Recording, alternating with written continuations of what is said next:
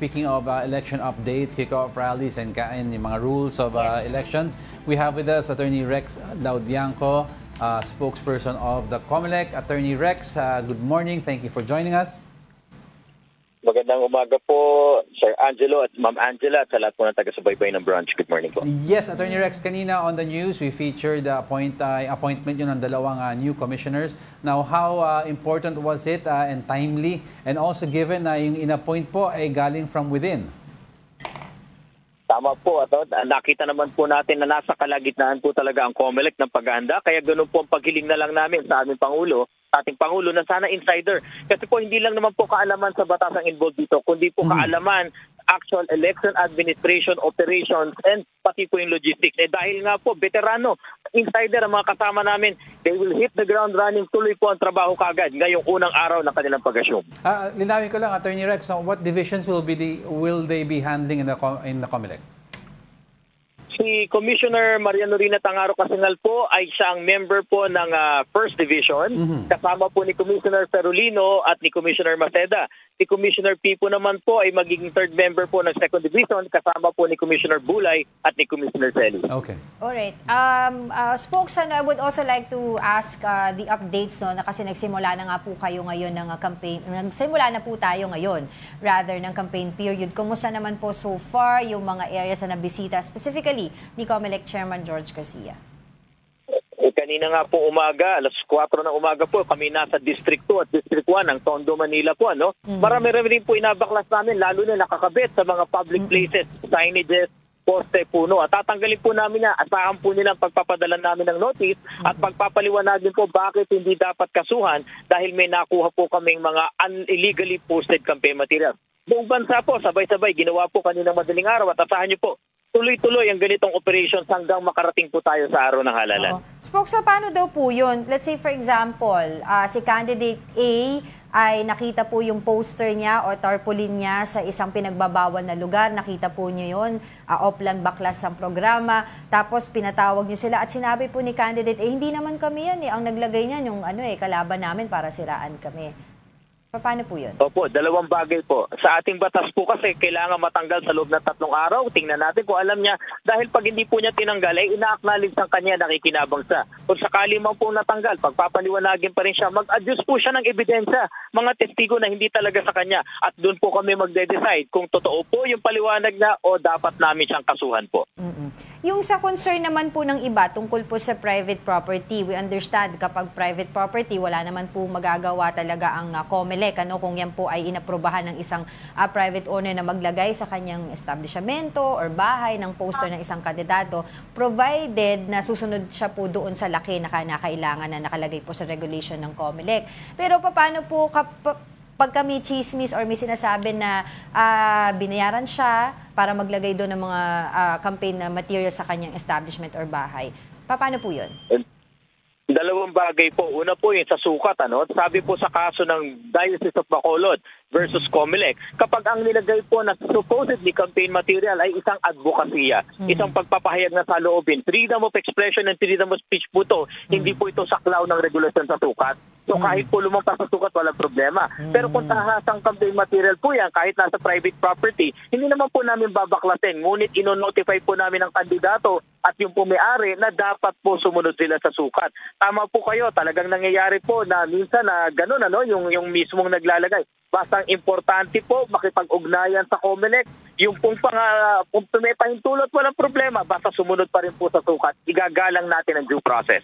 Yes, Attorney Rex, we've been talking this last few months leading up to ito nga campaign about yung how serious COMELEC is in monitoring already or trying to at least get an eye on social media. So, handa na ba kayo with your monitoring and do you have enough people? Do you have a division for this or a department para mag-monitor dito? Naku, kami po unang-unang amin na wala pong sapat na tauhan ng COMELEC. Kaya nga po ang partnership po namin ay sa ating mismong platform. Sila mismo po ang nagboluntaryo na tutulong sa amin. Nasa kanila na po ang listahan ng mga politiko at kandidato. Nasa kanila na po ang listahan ng mga rehistradong social media channels na gagamitin sa pangampanya.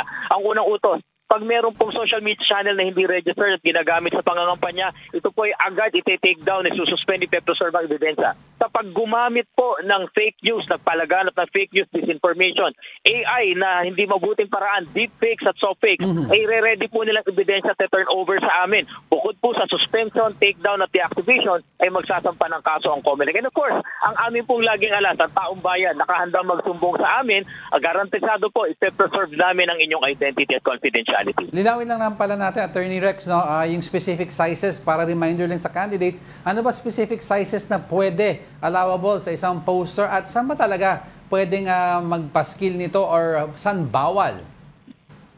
Opo, ang tinatawag po lawful campaign materials ayon sa ating Fair Elections Act. Una, yung mga leaflets at flyers, 8.5 inches by 14 inches po yan. Yun naman pong posters, 2 feet by 3 feet. Kasama na po yung mga makabago ngayon, yung tarpaulin. Yung mga banners po na ginagamit sa mga rallies at sa mga headquarters, 8 feet by 3 feet po ito. At yung pong ating mga iba, billboards, signages, digital po ito. Sa static, pinapahintulutan na po yan. Hindi na kami naglagay ng size po dahil govern na po yan ng building code at ng executive order on outdoor advertisements. Pero ang rule na lang po namin dito, dapat yung mga billboards, hindi magkakadikit sa loob ng 1 kilometro. Otherwise po, mapupuno tayo ng billboard. Isa pa, hanggang 2 months lang po yung maximum na itatagal ng billboard ng national candidate. At sa lahat po ng materials na yan, dapat nakalagay paid for yung pangalan ng kandidato at kanyang address, paid by nung nagpa-commission po nung gamit na yan at yung kanyang address, at dapat po nakalagay din, this material should be disposed of or recycled po. Dapat po yan pagtupad natin sa environmental laws. Yun nga po, no, banggit nyo po yan. It's good that you mentioned environmental laws. So, paano po ba makikita or ma-observe po ng COMELEC kung ang ginamit ng isang kandidato ay nakabase po sa environmental laws natin? Encourage po natin sila na gamitin po yung biodegradable materials. Iniiwasan na po yung mga single-use plastics. Pero kung sakali man po meron, kailangan po talaga i-recycle nila. Kaya nga po doon mismo sa kanilang campaign material nakalagay na this material should be disposed properly or recycled. Otherwise po, magiging basehan yan pag nakuha namin na hindi nire-recycle. Talaga po, hahabulin namin yung mga politiko. Isa pa nga po pala, dapat ipaskil lamang ang mga nabanggit sa common poster area. Bawal po sa pag-aari ng pamahalaan, poste, puno at iba pa. At doon sa private property, pwede po yan. Basta may pahintulot ng may-ari po ng property. Yung yung maingay na pangangampanya, usually nangyayari sa mga local elections yung maaga pa lang o sobrang late napakaingay po ng mga jingle naririnig po natin sa labas ng bahay. Pwede po ba yun or may mga possible violations? Pinagbabawal po yung pag-ingay, paggagambala. In fact, 2 batas po ang kakarapin nila. Yung pagbabawal ng COMELEC at yung local ordinances dahil halos lahat po ng ating mga lungsod at munisipyo ay may kani-kanya na po tinatawag na ordinances on quiet time. Kaya po pag nilabag po nila yan ay malaki pong problema nila. Makakasuhan po sila ng kasong kriminal po. And lastly, quickly lang, Attorney Rex, lahat ng violations na binanggit mo, kung gusto namin magreklamo, and how do we get in touch with COMELEC? And may assurance ba na it can remain anonymous? Yan po ay assurance na sinimulan namin ng 2023 elections at ni isa po wala kaming dinisclose na identity. Asahan niyo rin po ang ganitong pangako. So lahat po ng telephone numbers ng mga departamento ng COMELEC, email addresses ay nasa aming website. Tumatanggap din po kami doon sa COMELEC Facebook page. Ibigay niyo lang po ang kailangan naming informasyon. Saan namin makikita, saan makukuha ang ebidensya. COMELEC na po ang mag-iimbestiga. Kami ang kukuha ng ebidensya at kami po ang magkakaso. Mananatilihin namin confidential ang information po ninyo. Alright, thank you so much for your time. That was Attorney Rex Audianco, ang spokesperson ng COMELEC. Thank you. Maraming salamat po.